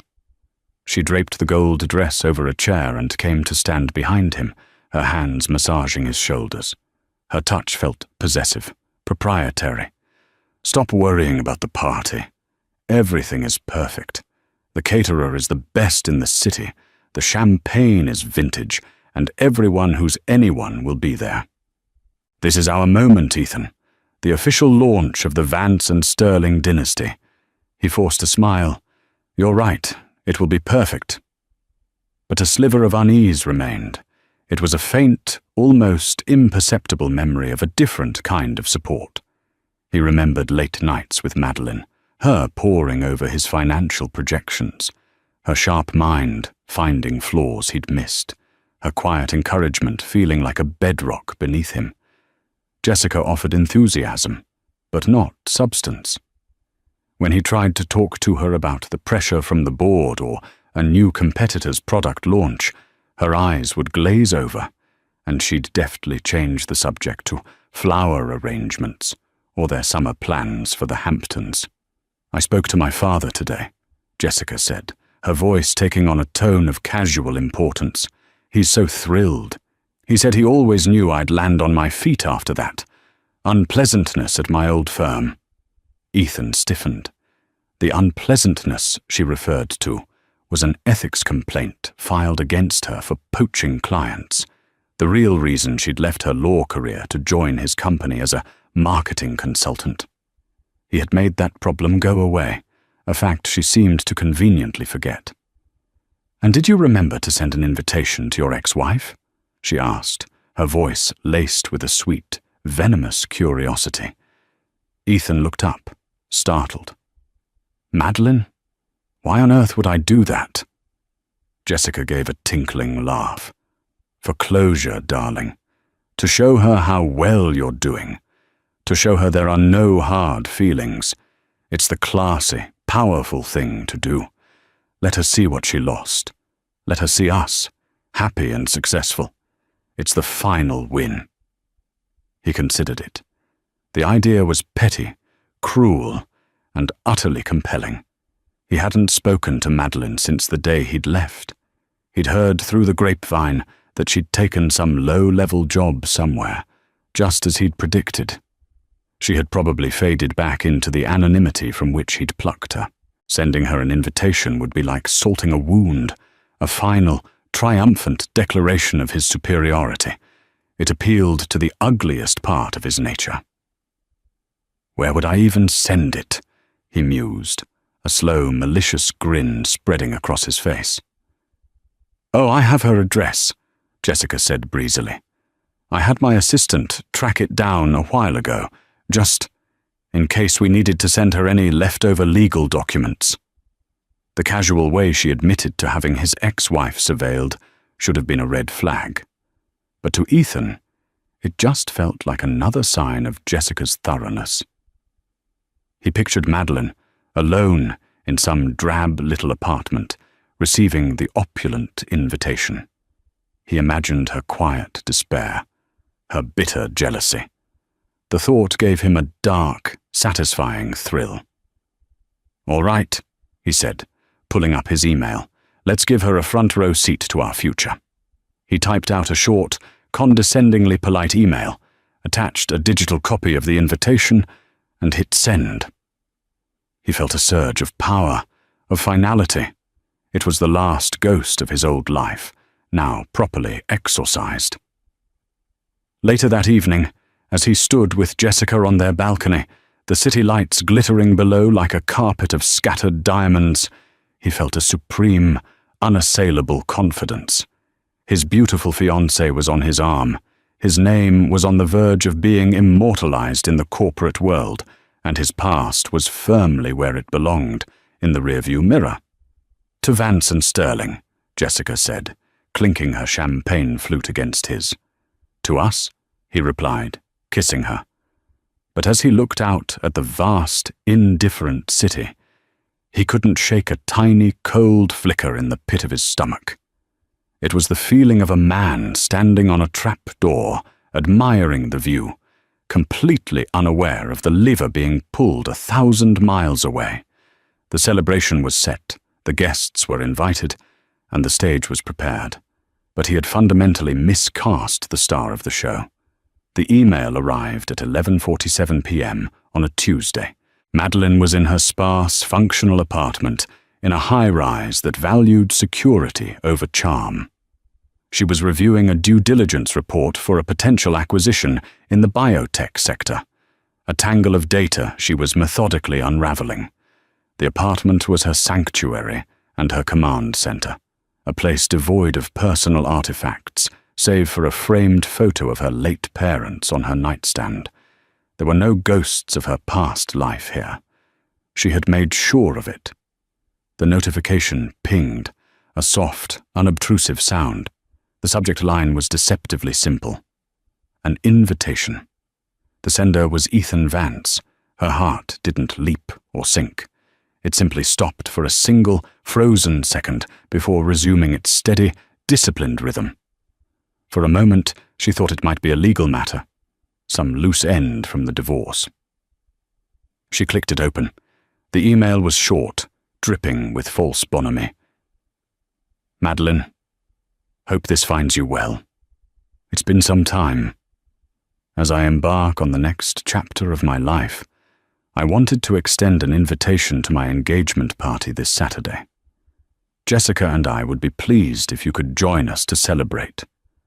I've always wished you the best, and this felt like a chance for a positive new beginning for everyone. All the details are in the attached invitation.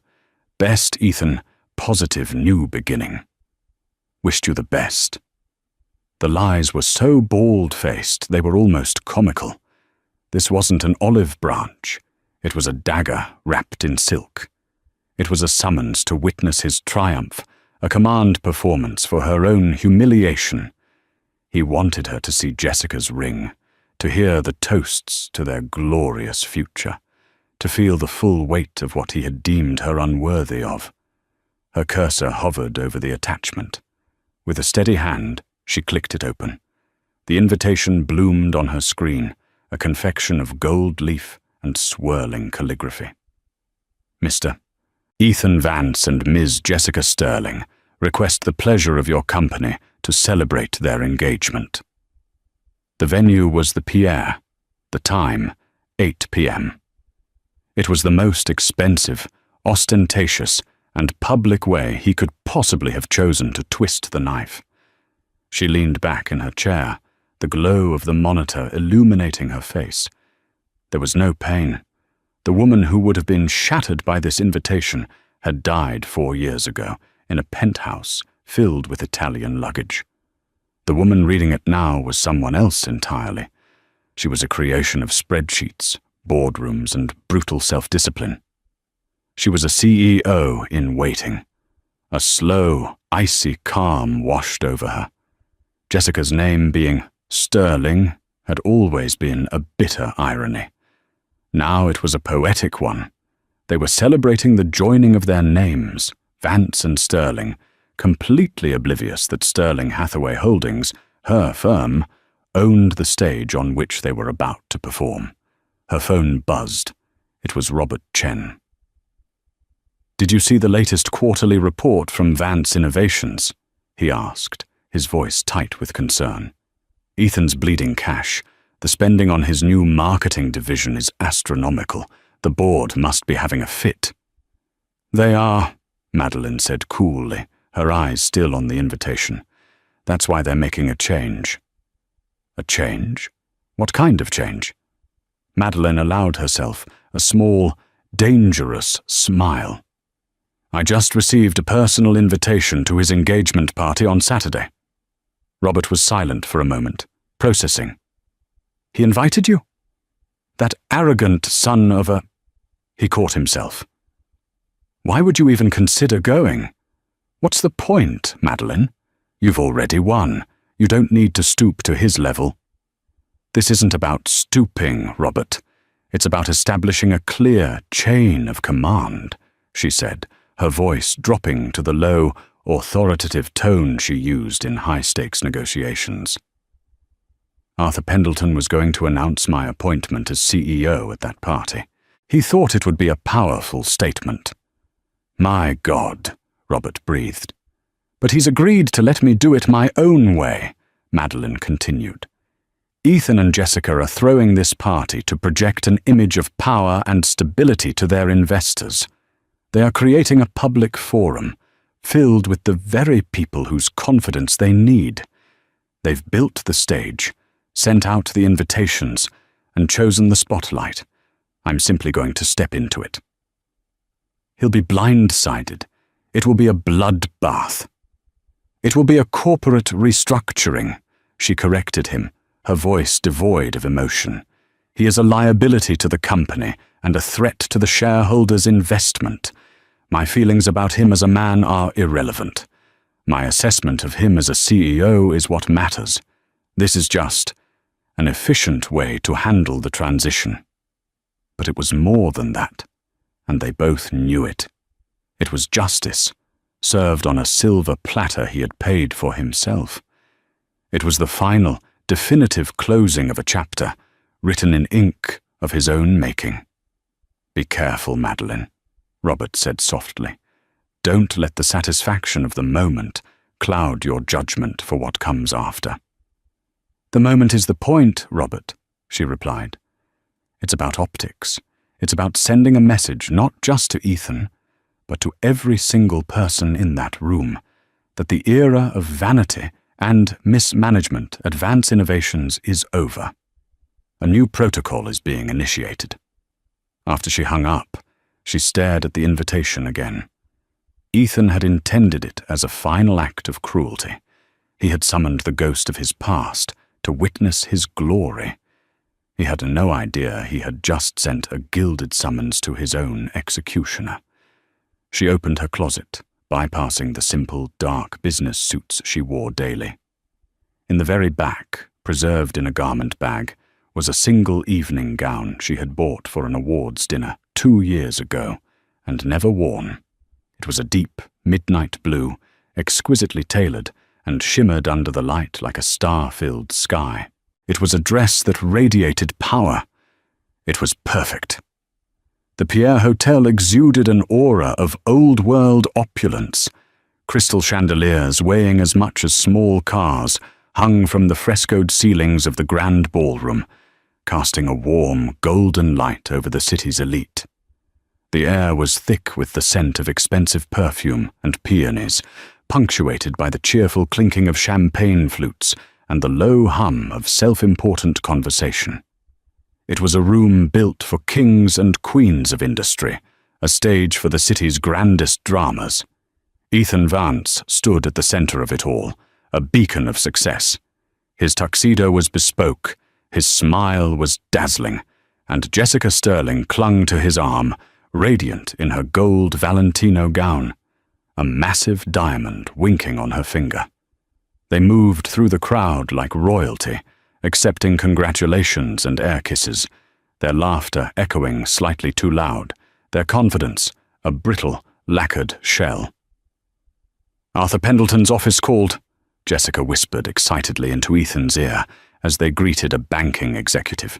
"He's running late, but his car is on the way. He wouldn't miss this for the world." Ethan felt a surge of relief. Pendleton's presence was the ultimate endorsement. With the chairman of Sterling Hathaway smiling upon their union, the investors would be putty in his hands. Tonight was going perfectly. It was his masterpiece, a symphony of power, wealth, and love. He scanned the entrance, a part of him still looking for a ghost. He wondered if Madeline had received his email. He hoped she had. He hoped she was sitting in her tiny apartment, eating a meal for one, imagining this very scene and feeling the sting of her own mediocrity. The thought was a petty but undeniable pleasure. It was then that the doors to the ballroom opened again. A woman stood silhouetted in the entrance, and for a heartbeat, the ambient noise of the room seemed to dip. She was not announced. She did not need to be. She commanded attention simply by standing still.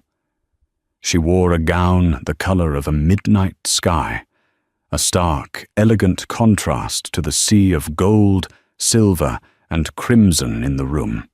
It was cut with an architectural precision that highlighted a strength he had never known she possessed. Her dark hair, which she used to wear long and soft, was styled in a chic, severe bob that framed a face he almost didn't recognize. The soft, accommodating features he remembered were gone, replaced by a calm, formidable composure. Her eyes, when they swept the room, were not wide and wounded. They were sharp, analytical, and missed nothing. Ethan's smile froze on his face. His champagne flute felt suddenly heavy in his hand. It was Madeline. But it was not. It was a stranger wearing his ex-wife's face. Jessica followed his gaze, her brow furrowing. "Who is that? Do we know her?" Then recognition dawned, followed by a cruel, triumphant smirk. "Oh my God, it's her! She actually came! How pathetic! Look at her! Probably spent her last dime on that dress to try and compete." But Ethan wasn't listening. He saw the way a few influential venture capitalists, people he'd been trying to get a meeting with for months, straightened up as she entered. He saw the head of a major tech publication subtly nod in her direction, a gesture of respect. Something was wrong. This wasn't the picture of the lonely, forgotten ex-wife he had so gleefully painted in his mind. Madeline didn't search the crowd for him. She moved with a quiet, unhurried grace, her gaze sweeping the room as if she were performing an environmental assessment. She accepted a glass of water from a passing waiter, ignoring the champagne. An older, distinguished-looking man, whom Ethan vaguely recognized as a board member from a rival tech firm, immediately approached her. They spoke in low, familiar tones. He laughed at something she said. Panic, cold and sharp, began to prickle at the edges of Ethan's triumphant haze. This was not the script. She was supposed to be a wallflower, a pitiable figure that would only serve to highlight his own brilliance. Instead, she was drawing a subtle but undeniable gravitational pull. "I'm going to go say hello," Jessica said, her voice dripping with condescension. "It's only polite to welcome the less fortunate." Before Ethan could stop her, Jessica detached herself from his arm and glided towards Madeline, her gold dress a shimmering banner of war. Ethan watched, his heart thudding against his ribs as Jessica intercepted Madeline near a towering floral arrangement. "Madeline?" Jessica purred, loud enough for those nearby to hear. "I'm so surprised you could make it. It's so brave of you to come. Ethan and I are just thrilled you're here to share in our happiness." Madeline turned to face her. She looked Jessica up and down, her expression not of jealousy, but of mild, clinical appraisal. It was the look one gives a piece of art that is technically proficient, but ultimately soulless. "Jessica," Madeline said, her voice calm and even, holding none of the tremor of a woman confronted by her replacement. "It's an impressive party. The overhead on an event like this must be substantial. I hope it was budgeted for in the quarterly marketing expenses." The businesslike comment threw Jessica completely off balance. "Well, it's a celebration, not a business meeting." "For some of us," Madeline replied smoothly, "everything is a business meeting." At that moment, the lights in the ballroom dimmed slightly, and a man stepped up to the microphone on the small stage. It was not Arthur Pendleton. It was another senior board member of Sterling Hathaway, a man named George Carmichael. "Ladies and gentlemen, if I may have your attention," George began, his voice booming through the sound system. Ethan felt a knot of dread tighten in his stomach. Where was Pendleton? Why was Carmichael making the announcement?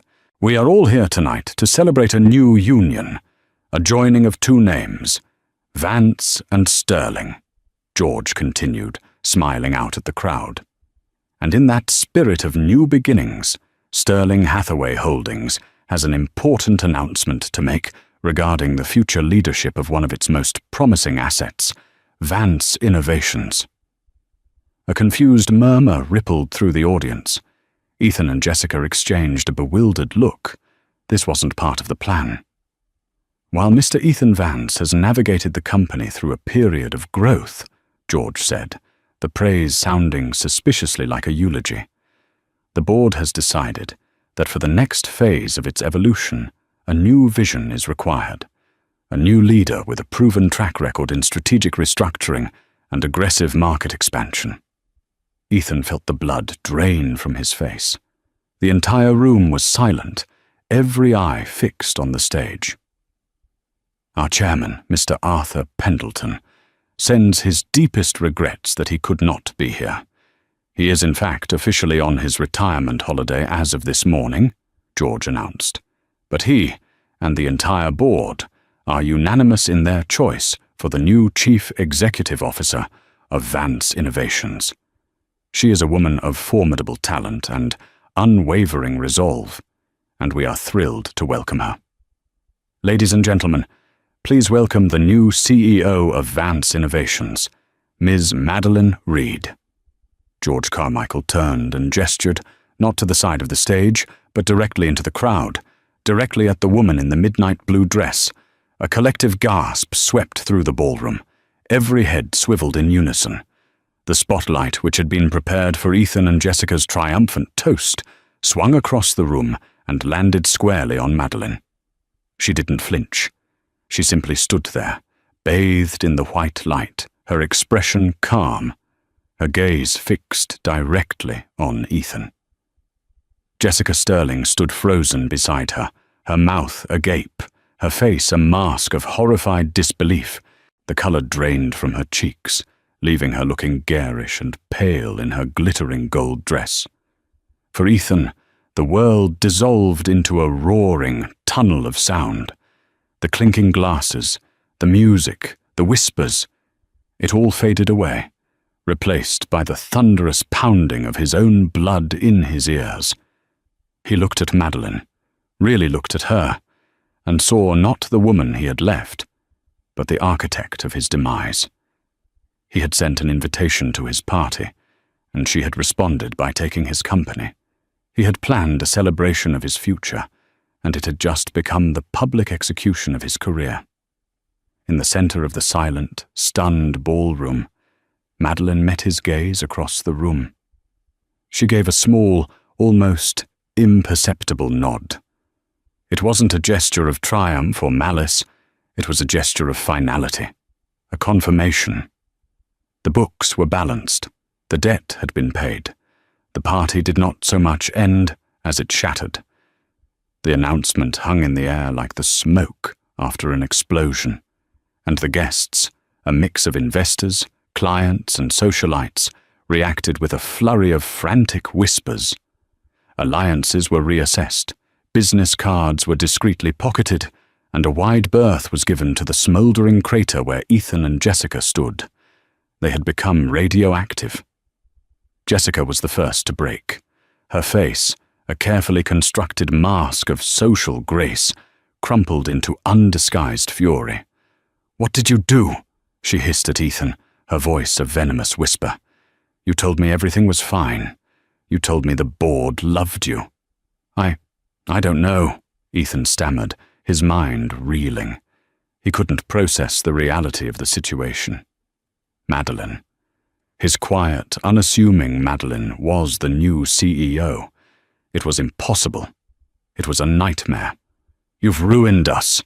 Jessica's voice rose, attracting more stares. "My name is attached to this humiliation. Vance and Sterling? It's a joke!"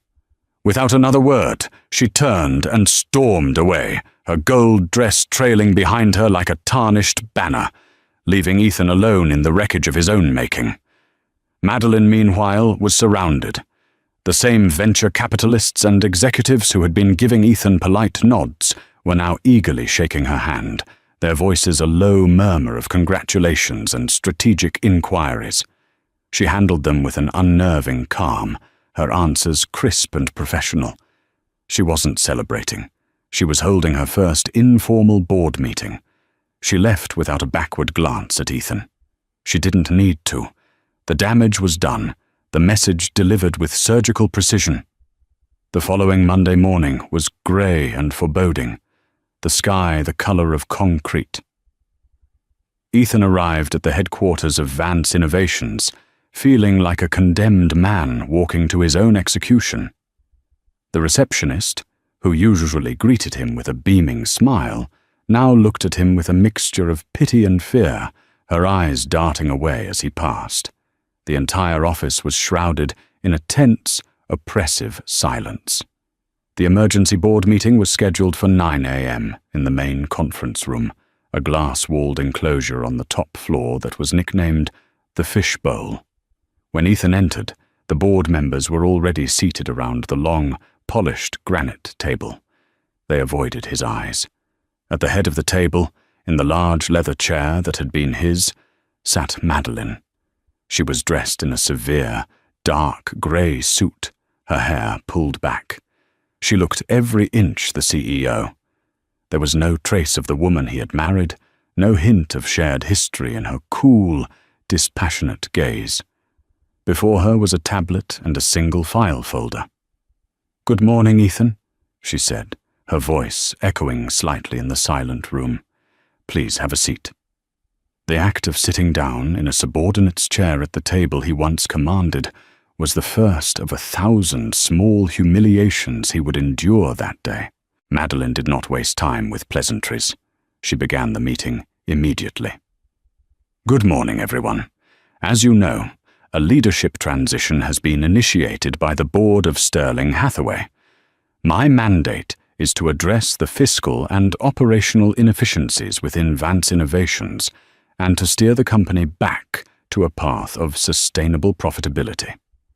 Let's begin with the Q3 expenditure reports." With a tap on her tablet, the large screen at the end of the room lit up with a series of charts and graphs that were horrifyingly clear. It was a systematic dissection of his failures. She pointed out the spiraling costs of the marketing department, headed by Jessica, showing its negligible return on investment. She highlighted the declining R&D budget, correlating it directly with the loss of 2 key engineers and a critical patent filing that had been beaten to the punch by a competitor. She spoke in a calm, measured monotone, using terms like fiscal irresponsibility, misallocation of resources, and brand dilution. She never once made it personal. She didn't have to. The numbers did it for her. She presented the data not as an accusation, but as an unassailable fact, an autopsy of his leadership. Ethan felt his face flush with shame and impotent rage. He tried to interject, to defend his decisions. "The marketing spend was about building brand prestige," he began, his voice sounding weak even to his own ears.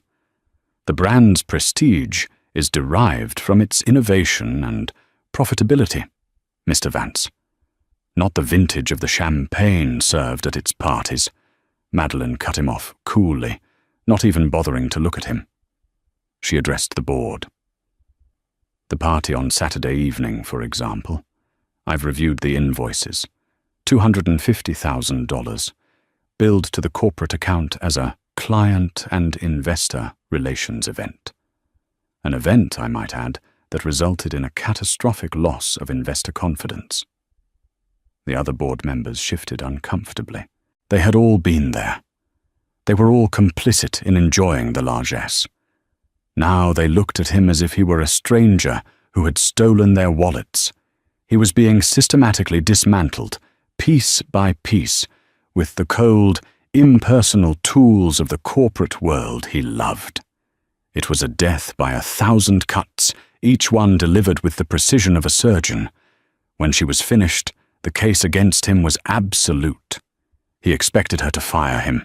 He almost wished for it, a quick, clean end. But Madeline had something far more punishing in mind.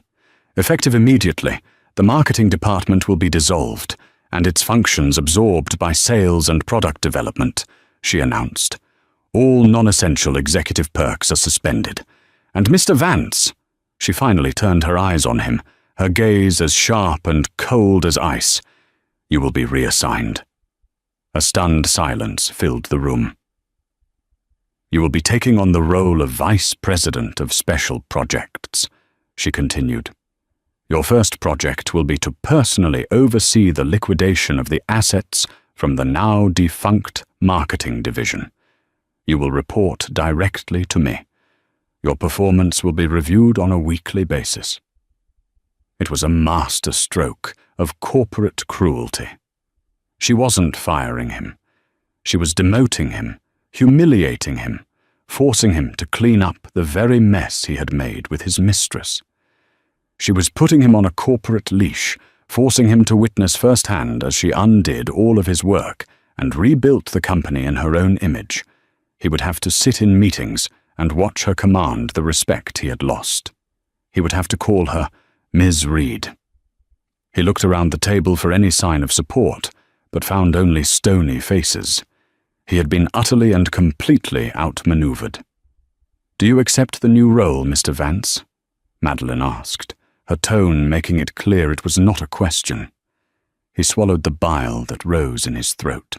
His pride, his ego, his entire sense of self screamed at him to quit, to walk out, and never look back. But he couldn't. His finances were tied up in company stock options that hadn't vested.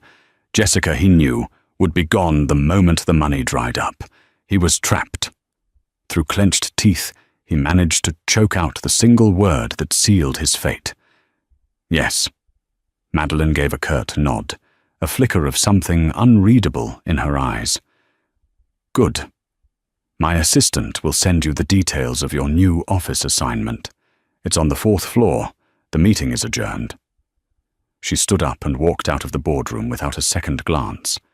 The other board members filed out after her, leaving Ethan alone in the cavernous, silent room. He stared at his reflection in the polished table, but the confident, powerful man he expected to see was gone. In his place was a pale, defeated stranger. He had once stood at the top of the world and sneered at the woman below. Now he was at the bottom, looking up, and the view was unbearable. 6 months passed, and spring breathed new life into the city. A similar revitalization was underway at the newly rebranded Innovate Dynamics. The culture of excess was gone, replaced by a razor-sharp focus on results. Madeline was a formidable CEO, leading not with charisma, but with unassailable competence. The company was thriving, its stock price steadily climbing. Ethan, meanwhile, languished. His office was a windowless cubicle on the 4th floor, his title of VP of Special Projects, a corporate joke. He was a ghost, haunting the halls of the empire he'd lost, forced to witness its flourishing without him. Jessica had vanished the week after the party, her final communication, a text calling him a bad investment. He had lost everything. The inevitable summons came on a rainy Friday. He stood before her in the corner office he once occupied. The space was now minimalist and functional, a reflection of its new occupant. Madeline stood by the floor-to-ceiling windows, looking out at the skyline. "Ethan," she said, turning to face him. Her gaze was not triumphant, but dispassionate. "Your contract is up for review. The board is eliminating your position." This was it. The final, quiet cut. He just nodded, the fight long gone out of him. "There's a severance package," she continued, gesturing to a folder on her desk. "It's adequate." The echo of his own cruel words from years ago landed with a sickening thud. He finally found his voice, the question that had haunted him for months. "Why, Madeline? Was all of this just for revenge?" A thoughtful expression crossed her face. "When you left, you said the world was a cold place without your protection. You thought you were my son. But you were the eclipse, Ethan. You were the shadow I was living in. When you left, you didn't take the light away. You finally let it in." She met his gaze, her voice calm and certain. "I didn't do this for revenge. I did this for me. I did it to become the person I was always meant to be. You just happened to be standing in the way." There was nothing he could say. He had been a villain in her story, but only a minor one. A catalyst, not the cause. His downfall wasn't her goal. It was merely a consequence of her rise. He took the folder and walked to the door. With his hand on the handle, he looked back one last time. She had already turned back to the window, her attention on the sprawling city below, her gaze fixed on the future. He was already a memory. Ethan stepped out of the office and into the anonymous rain, a man erased from his own life, leaving Madeline Reed alone at the top, finally free of the shadows. And so, the story of Madeline Reed and Ethan Vance comes to a close. It's a raw, powerful reminder that the people we discard can often possess a strength we never bothered to see. Madeline's journey wasn't just about revenge, it was about rebirth. She transformed her deepest pain into her greatest power. Not to destroy her ex-husband, but to build herself into someone he could never have imagined. This story shows us that true victory isn't about getting even, but about getting ahead, on your own terms. What did you think of Madeline's ultimate power move? Was it cold-hearted justice, or the most inspiring comeback story? Let us know your thoughts in the comments below. If you were moved by this incredible tale of transformation and vindication, please give this video a thumbs up, share it with someone who needs to hear it, and don't forget to subscribe to our channel for more unforgettable stories that will keep you on the edge of your seat. Click that notification bell so you never miss an update. Thank you for listening.